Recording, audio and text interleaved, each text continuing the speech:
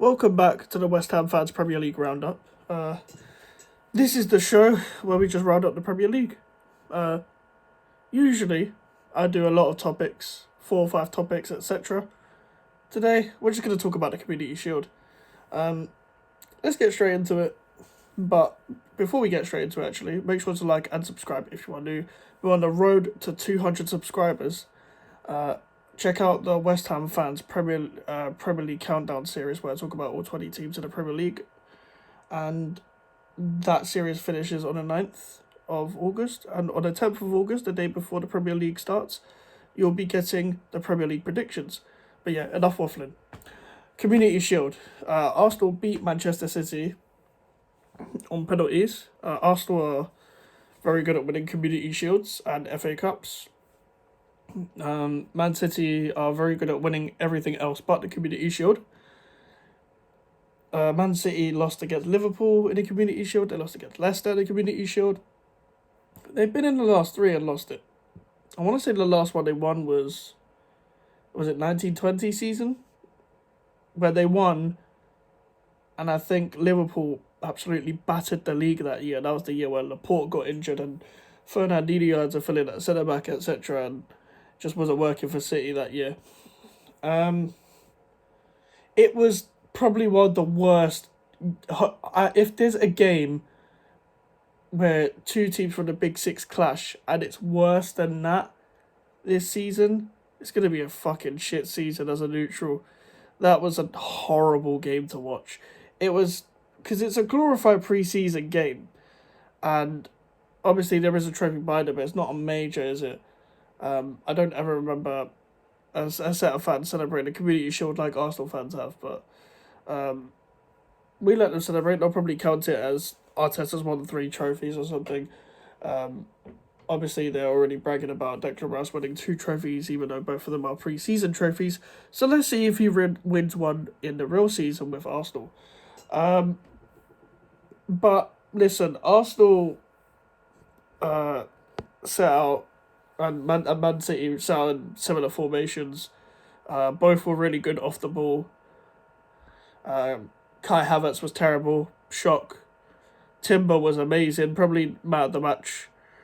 I don't know why he took him off. I understand putting Kieran Tierney on, but I would have just played him from the start. If he was going to play him. Jury and Timber played really well at left back. Could play all across the back four. Could play in midfield, etc. Very good on the ball, very comfortable on the ball, and that's what's required when you play at Ajax. But no, that's also required when you play at Arsenal, and he was amazing. Thought Saliba had a good game as well. I'm trying to think. There wasn't many bad performances. It was just in the midfield, and listen, Kai Havertz is shocking. Saka and Martinelli were trying their best. I think people were looking down on Martinelli a bit too much today. I don't think he was as bad as people were saying. Trossard came on and did well. I just think in general the attackers in the game today weren't that good. Like Grealish wasn't up to his level as he usually is. Bernardo Silva on the right. They need a right winger. I would like to see Bernardo through the middle. Kovacic played well though. Kovacic from Man City played well. Rodri is the coolest man on the pitch. Probably should have been yellow carded in that game though. Thomas Partey, he was okay. Declan Rice was okay as well. I think Partey and Rice just did their jobs. I just think they did what they were meant to do. But yeah, Ortega and Ramsdale. Ramsdale made a couple good saves, I think, from what I can remember. Rodri actually tried chipping Ramsdale because that's the same thing that happened to Andre Onana when these keepers are sat on the edge of their box, and I feel like players are noticing it now. You're going to see a lot more halfway line attempts. If I see a West Ham player do that, we're going to have some words because I don't think anyone can do that. I remember only seeing that once when Mikel Antonio tried doing it to Edouard Mendy once, and yeah, it didn't work. But yeah, the game was awful, especially in the first half. And by the way, if I took a shot every time someone said curtain raiser before today, I would have been dead because I don't think I've heard so many people say curtain raiser for this game so much of my life. Everyone just says, Community Shield, it is what it is, let's get on with it. Everyone's saying curtain raiser, curtain raiser, curtain raiser. And I'm assuming that's because these are the two teams that competed for the title last season, and I didn't learn anything from that game personally. I'm trying to think. Yeah, Cole Palmer, great goal. I forgot what the Arsenal goal was, but I just remember Trossard played a part in it.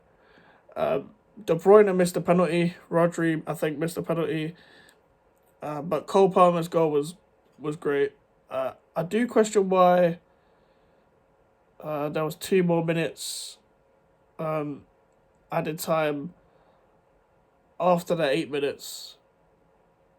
It's a good rule, but I think Pep Guardiola said something like they add 30 seconds and 45 seconds if there's a goal.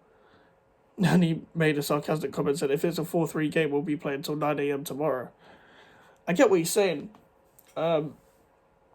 because I like the rule, the time wasting rule, like, because it's like the World Cup, but at the same time, it might get out of hand. But I would rather a bunch of added time rather than a lack of added time. So we'll see if this happens for the smaller teams as well.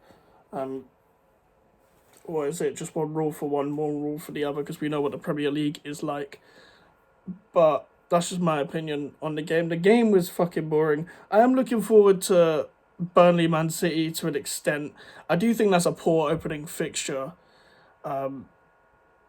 for the Premier League. I know it's Vincent Kompany against Man City, and I think Burnley will play some nice football, but I don't expect them to play nice football against Manchester City. But Burnley have made signings. It'll be interesting to see what Kompany does, and how far Burnley have improved from that FA Cup game where they got battered by Manchester City.